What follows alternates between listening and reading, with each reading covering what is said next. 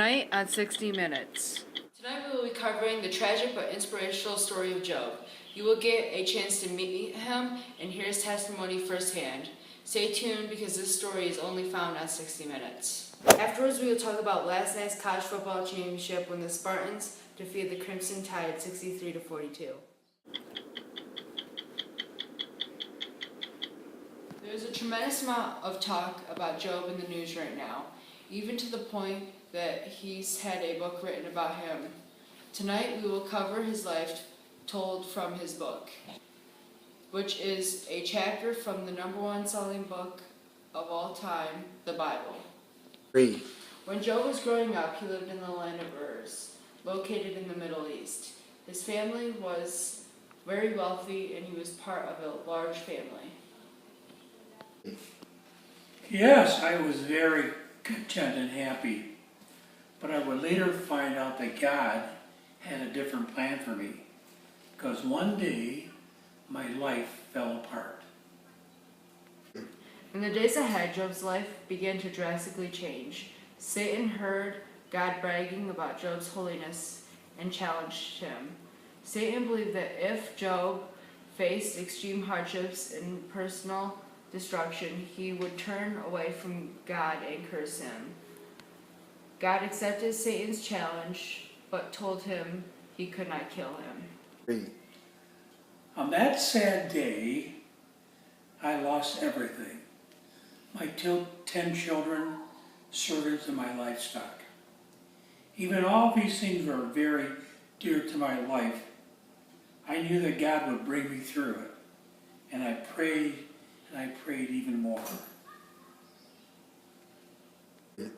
Rather than Job's cursing God, he worshipped him instead. Satan challenged God again. He said that if he ruined Job's health, he would surely curse God. Again, God accepted Satan's challenge. After losing my children, servants, and livestock, my health was attacked. My whole body was covered by sores. It was very, very painful. I questioned God's plans, but continued to pray that my faith remained strong in God. Even though my wife wanted me to curse God, I refused to do so.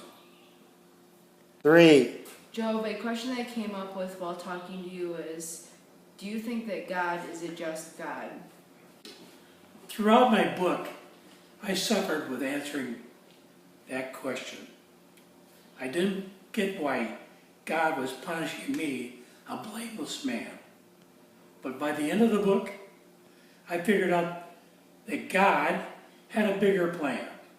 And unlike him, I didn't have the universal advantage to figure it out. In the end, I repented for thinking that God is an unjust God. He's not, he's a loving God.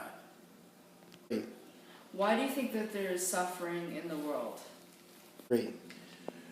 Well, you're good at asking the questions that I had problems with myself.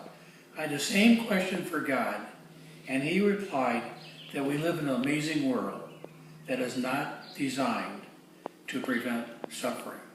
3. In the end, Job's family, livestock, and wealth was restored. Now on to sports. Let's go on to sports.